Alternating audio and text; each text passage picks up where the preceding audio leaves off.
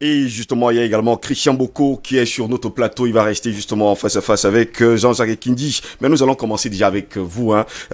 On n'a plus le droit de vous appeler président? Vous m'appelez comme vous voulez. Vous savez, il y a des noms qui restent maintenant. Ouais, Je ne m'en offusque pas. d'accord.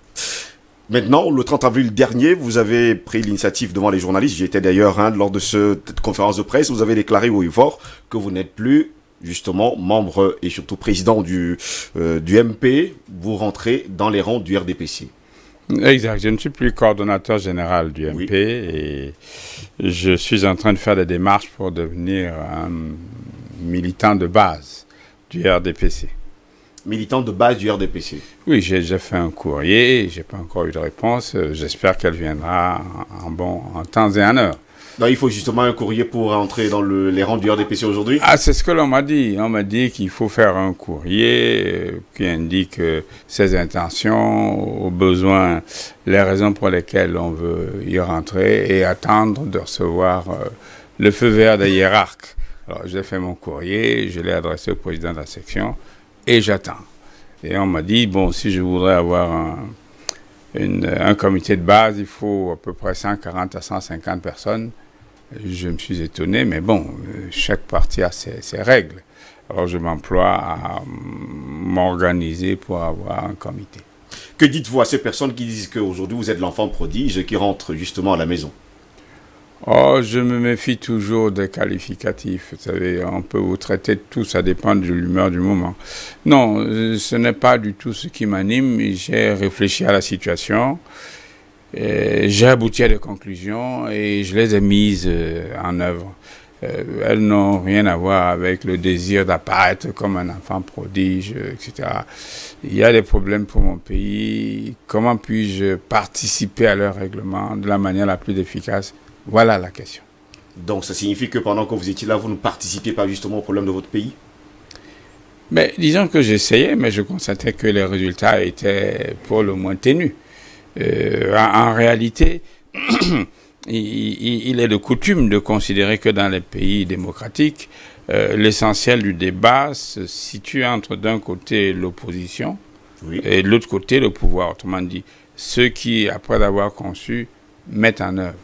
Et ceux qui, considérant que ce n'est peut-être pas parfait, proposent des idées, des contradictions, des solutions.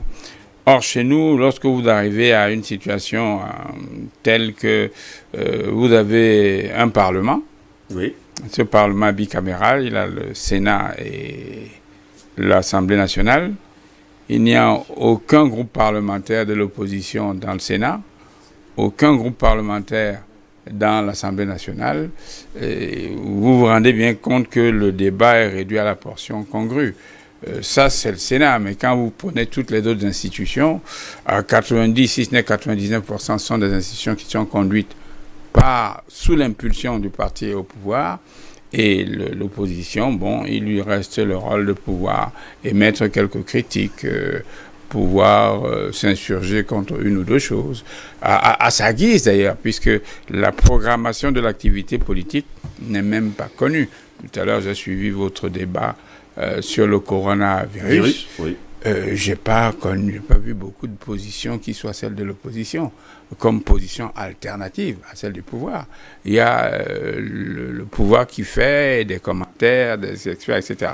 Donc j'estime que on est arrivé à un point où prétendre faire de la politique dans l'opposition, dans les conditions où on est, ne me semble pas être le plus efficace. Mais je ne rêve que d'une chose, qu'à nouveau, on ait un espace politique équilibré et qui permette que les échanges puissent s'enrichir et puissent traiter au mieux les Camerounais. Est-ce à dire que, selon votre constat, il n'y a pas réellement une réelle opposition au Cameroun?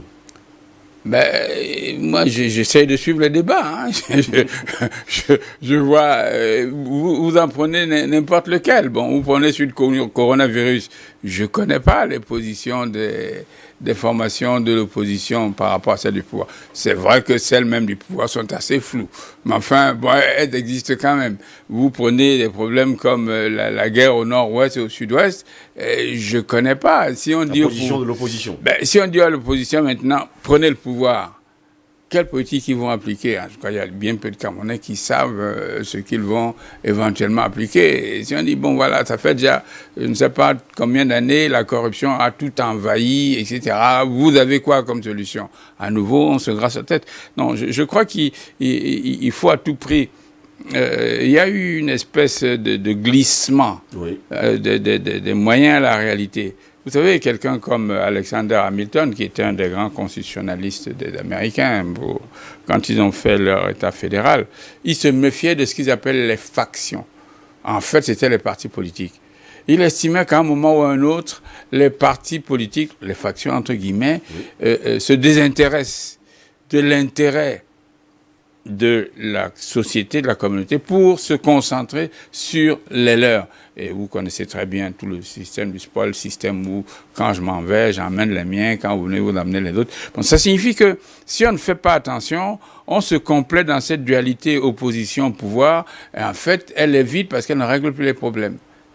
Mais elle existe parce que formellement, on les connaît, ils sont identifiés. Oui, l'opposition ceci, oui, l'opposition cela.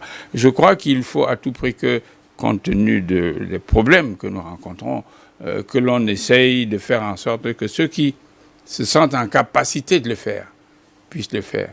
J'ai suivi le débat que vous aviez tout à l'heure et j'ai vu des lignes de fracture qui retrouvaient pas mal ma manière de penser par rapport à ce formalisme. À cette pandémie. Justement, vous êtes dans la politique depuis très longtemps déjà, il faut le préciser. Ça fait des décennies que vous êtes dans la politique. Exact. Et je vous pose une question. En 92, peut-on le dire comme ça, que l'opposition a manqué de coach au Cameroun? En 92, le Cameroun a manqué de coach. Je parle de l'opposition. L'opposition camerounaise qui avait justement majorité à l'Assemblée nationale. Non, je ne crois pas que le Cameroun a manqué de coach. L'opposition, je parle de l'opposition. Oui, je crois plutôt que l'opposition était jeune. Une très grande partie de l'opposition venait du parti au pouvoir et trimballait donc avec elle toute la culture, tout le positionnement du parti au pouvoir. J'entends par là que l'opposition s'est organisée. Elle a créé un directoire. Elle a mis à la tête du directoire feu Samuel Eboa. Moi, j'étais secrétaire général. Oui. Foundi était vice-président. Donc, on ne peut pas dire qu'on a manqué de coach. C'était organisé. Mais par contre, le pouvoir s'est organisé pour prendre en défaut l'opposition. Il y avait une revendication majeure, Conférence nationale souveraine, qui avait pour but de refonder la nation camerounaise et de bâtir à partir de cette refondation. Le pouvoir a senti le danger et l'a freiné des cas de fer. Oui. Elle a dit, au lieu de la Conférence nationale souveraine, on vous offre la tripartite. L'opposition s'est divisée. Il y en a qui ont dit, allons-y, nous sommes suffisamment organisés pour enterrer le meilleur parti. Il y en a d'autres qui ont dit, si telles conditions ne sont pas préalablement réunies, il y a de fortes chances que l'influence de l'opposition se perde. Moi, j'étais de ceux qui s'étaient opposés. Je ne suis pas allé à la tripartite. Malheureusement, beaucoup y sont allés et au bout du compte, nos prévisions ont été réalisées. Et c'était prévisible parce que le gouvernement de l'époque a demandé que se tiennent des élections sans avoir préalablement préparé le terrain et donné des garanties. Il a simplement dit, allez aux élections législatives. Il y en a qui ont dit, mais on ne peut pas y aller, on ne contrôle pas l'outil qui va organiser ces élections, on contrôle pas.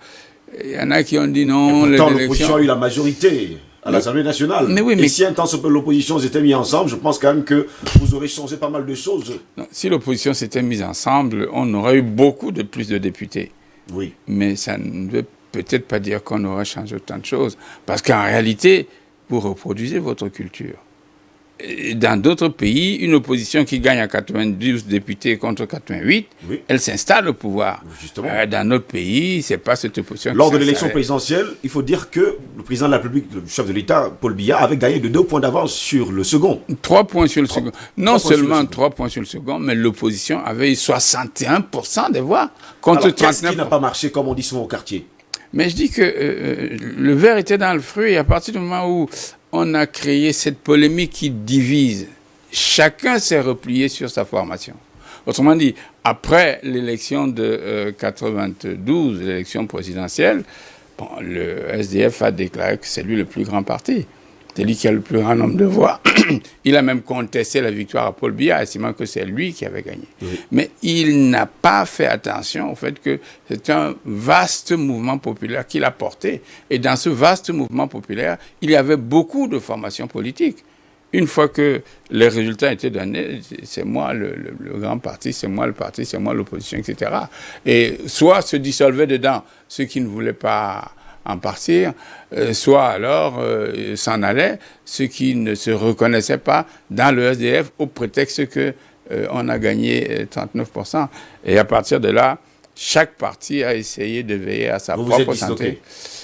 Disloqué n'est peut-être pas le terme, mais toujours est-il qu'on ne voyait plus une unité qui aurait été absolument nécessaire pour faire face à... Autrement dit, Steve a raison, il n'y avait pas de coach. C'est pas une question de coach. Il y a une manière de faire. Un coach, il gère un certain nombre de choses, des gens, dans un cadre très précis. Un coach en football, il sait qu'il a mis là, etc. Mais là, il n'y a pas... Mais le coach fait épouser les différents talents dans sa façon de voir le jeu. Et c'est ce qui se passe au RDPC. C'est ce que le président national a dit qui tient lieu de dogme. Pourtant, vous veniez du RDPC quasiment tous, mais vous n'écoutiez pas un leader. Chacun allait dans son sens. Autrement dit, il n'y avait pas de coach. Au RDPC, il y a un leader. Oui. Dès la création. Ce n'est pas plusieurs personnes qui viennent de diverses horizons, qui sont à moitié d'accord sur la moitié des choses, et tout d'un coup, qui cherchent quelqu'un pour les mettre d'accord. Non. Et il y avait un leader au RDPC qui ne faisait que ça, et il y a 300 partis à l'heure actuelle, parmi lesquels il y en a peut-être 100 ou 150 qui se déclarent de l'opposition. Donc dire qu'il fallait un coach pour cela. Non, je pense que la situation était beaucoup plus fine, en ce sens que tout en étant minoritaire dans le pays, et le fait d'avoir cette répartition, 61% pour l'opposition, et 39% pour le pouvoir, le pouvoir a conservé tous les outils sociaux, toutes les institutions, comme dit Weber, la capacité d'user de la force légitime. Elle était entre les mains de cette minorité. Et elles l'ont utilisée habilement pour pouvoir progressivement défaire les personnes qu'ils avaient en face pour reprendre à nouveau le contrôle sur toutes les activités. Dans les années 90, vous aviez le vent en poupe, on vous appelait le chasseur du lion. Peut-on dire encore que le chasseur du lion existe encore aujourd'hui? Le chasseur de lion, ça, faut le demander aux exégèses. Non, si ça avait été un néologisme que j'avais moi-même inventé, à la limite, j'essaierais d'en suivre les évolutions. Mais un jour... On avait des affiches, moi j'étais encore un enfant, j'avais vu des affiches où vous étiez, j'étais en grande affiche, mais c'était écrit « Le chasseur du lion ». Oui, un jour on a constaté que c'est un surnom. Bon, je ne l'ai pas contesté, je l'ai pris pour ce qu'il était, mais je dois dire que je n'ai pas du tout l'intention d'en faire une thèse, savoir ce qu'il est devenu, ce qu'il n'est pas devenu. C'est une circonstance. Une circonstance qui vient du fait que pendant la première élection pluraliste, le candidat du RDPC s'est présenté comme un lion.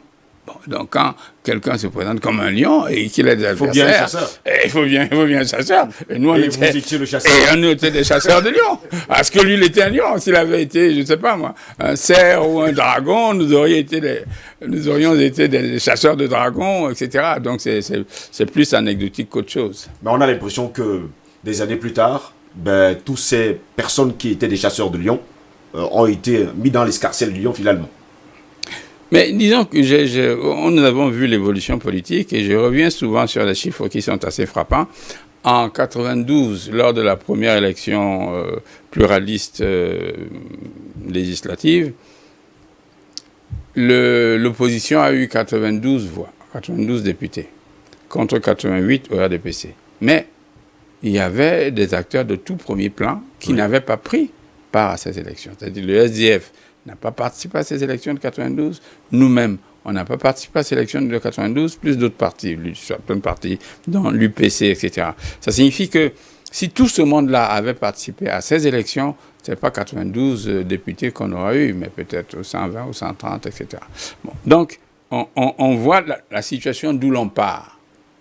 Et maintenant, on aboutit à ce que j'ai dit tout à l'heure. Le RDPC, prenons l'Assemblée nationale, a un peu plus de 140 députés. L'opposition en a moins de 40. Et dans ces moins de 40, c'est ce qu'on appelle ailleurs des partis divers. Vous savez, les divers gauche, les divers droite, les divers centre, etc. C'est-à-dire des partis qui n'ont pas plus de 2, 3, 4, 5 députés. Et c'est ce à quoi on observe. Alors, entre cette situation pratiquement hégémonique de l'opposition, dans l'opinion en 92, et la situation effective des institutions aujourd'hui, c'est le jour et la nuit. Et à partir de là, les considérations doivent être revues en profondeur. Vous quittez le RDPC le 30 avril dernier, que va devenir le MP? Mais le MP est un parti qui va vivre sa vie, je ne sais pas, moi je m'en vais. Nous allons faire une convention, la convention va prendre acte de ma démission. Et puis, ceux qui sont là, ils vont s'organiser. Il y en a certainement qui vont essayer de poursuivre le MP dans sa trajectoire. Il y en a peut-être qui viendront avec moi. Il y en a peut-être qui décideront d'arrêter. Je ne sais pas, je ne peux pas en préjuger. Mais ce sur quoi j'insiste, c'est que nous sommes un parti de liberté et que les militants sont parfaitement libres de prendre la trajectoire qui leur semble la meilleure. Vous quittez le MP, c'est sûr et certain que vous allez revenir toujours dans le MP? Quand vous avez quitté le RDPC, vous revenir également dans le RDPC aujourd'hui? Il faudrait des conditions absolument extraordinaires pour que je revienne au MP.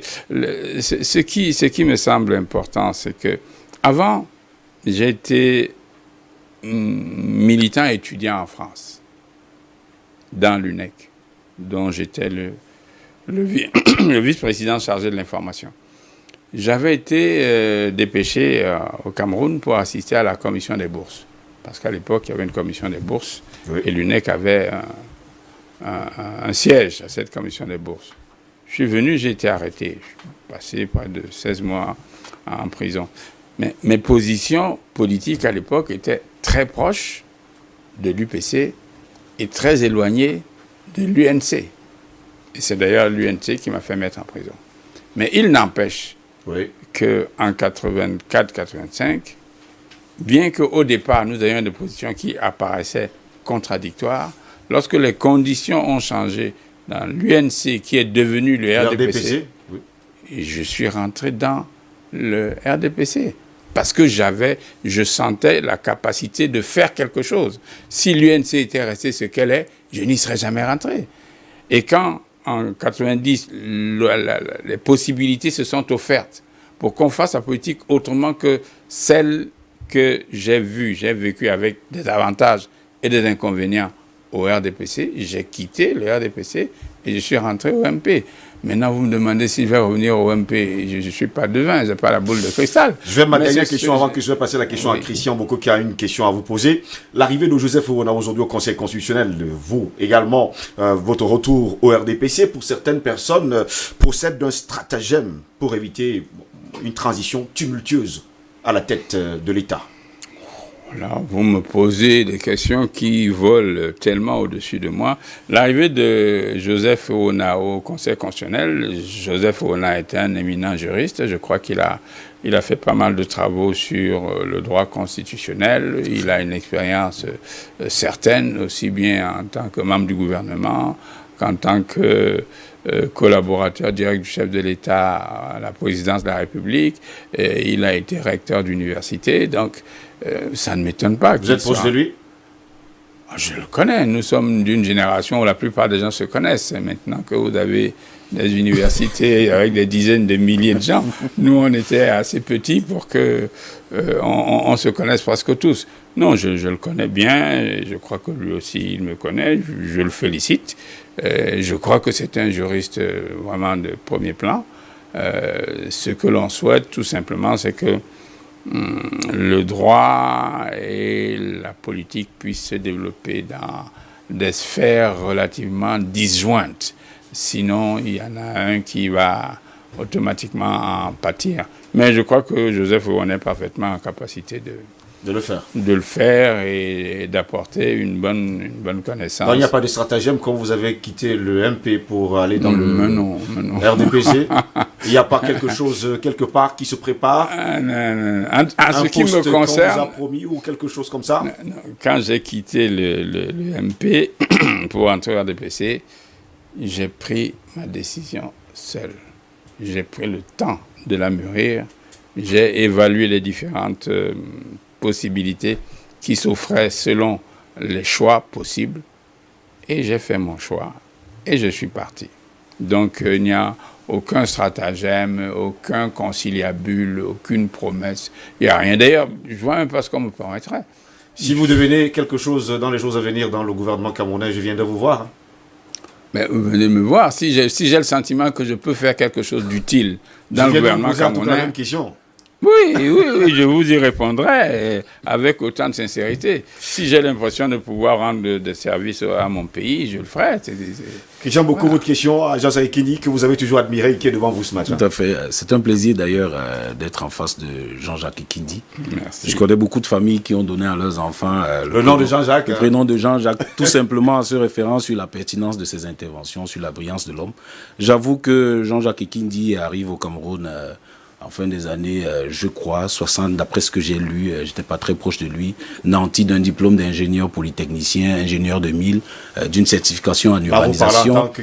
Tout à fait, je suis un jeune confrère. Juste une question. Et je suis très admiratif. C'est vrai que j'aurais souhaité en poser 2 ou 3, mais si vous me laissez une seule. Une seule, parce que là, c'est pas grave. Mais vous pouvez mettre les 2 ou 3 dans c'est la pas même. grave. Mais ce que je veux dire, c'est que quand on a un tel bagage et qu'on revienne, n'est-ce pas, très tôt le matin, juste après les indépendances, on s'attend à ce que vous soyez un vrai pilier pour l'économie du pays, un vrai ingénieur qui va travailler, un polytechnicien, ingénieur de mille. Aucun pays au monde ne pouvait cracher sur une telle substance. Et plutôt, on vous voit avoir ce parcours. Est-ce que vous avez des regrets, Jean-Jacques Ekini? Non, j'ai pas de regrets. Vous savez, mon raisonnement était celui-ci. Bon, il était spécieux comme tout le raisonnement par certains côtés.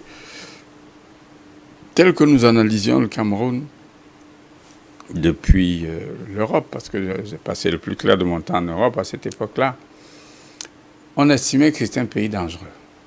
C'est un pays dangereux pour la pensée. Autrement dit, les penseurs libres couraient le danger de se retrouver embasillés ou arrêtés ou maltraités. Et effectivement, quand on voit tous ceux qui ont été formés et bien formés par l'UPC, un certain nombre soit ont perdu leur vie, soit sont retrouvés dans des situations d'exilés, etc. Et moi, parce que quand j'ai décidé de venir à Yaoundé pour assister à la commission des bourses, il y a des informations qui me disaient, si tu y vas, on va t'arrêter. Et moi, je m'étais dit, bon, avec le bagage que j'ai, c'est encore moi qui courrais le moins de risques par rapport à un étudiant lambda qui fait tranquillement sa licence, deuxième, troisième année, qui courait beaucoup plus de risques. Donc si nous, on n'accepte pas de courir ces risques-là, qui les acceptera? Et c'est pour ça que je me suis décidé à venir. Et effectivement, ni une ni deux, bon, j'ai assisté à la première séance, j'ai donné mes positions par rapport à la politique gouvernementale. La nuit, avec justement le recteur Nicole Ndoko, Feu John Moutomé, etc. Nous étions en boîte de nuit, parce que j'étais jeune, je ne sais pas le Kindiko, vous voyez maintenant. Mais Jean-Jacques, c'est pas la seule chose qu'on puisse mettre au chapitre de votre vie. Entre autres, quand même, vous avez créé votre parti après avoir quitté le RDPC. C'est après cela que j'ai été arrêté.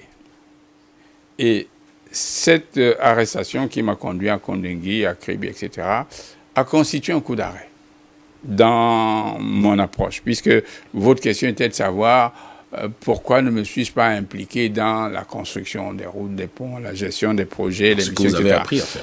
Non, on m'attrape, on me met en prison, etc. Je n'ai qu'une envie, c'est de regagner mes pénates. Grâce à Dieu, au bout d'un certain temps, on me libère. Je repars en France. Et quand je suis reparti en France, j'ai commencé à travailler en France. Mon projet n'était plus de venir travailler au Cameroun, compte tenu de l'accueil que j'ai reçu. J'ai travaillé en France. Jean-Jacques Kidi, avec votre permission, je vais finir par là. Vous avez toutes les permissions. Je vais finir par là, j'espère qu'on va continuer après. Je vais finir par là. Vous quittez le RDPC pour former le MP. Et après, vous vous rendez compte qu'en réalité, la meilleure façon de servir, peut-être, c'est pas de rester dans l'opposition telle qu'elle est constituée. C'est de pas l'occasion, peut-être, pour rester logique, de sortir de la politique et de rester un penseur libre. Vous savez, logique, non.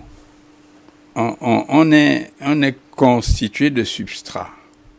On ne peut pas avoir consacré 5, 10, 15, 20, 30 années de sa vie à une activité et tout d'un coup, avec une extrême aisance, dire, bon, finalement, je constate que ces 30 années de ma vie, je les mets en perte de profit et tout d'un coup, je me mets à construire des ponts et des barrières.